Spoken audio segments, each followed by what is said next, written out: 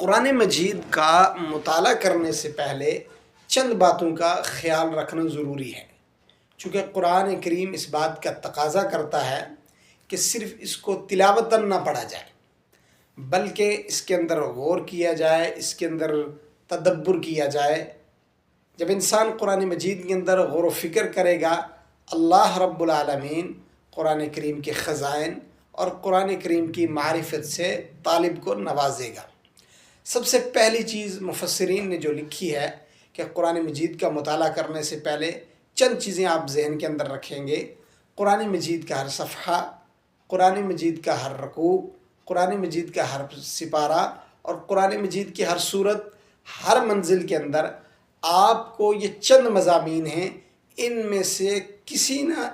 किसी एक मज़मून से कुरान करीम बहस करता हुआ नज़र आएगा। सबसे पहले कुरान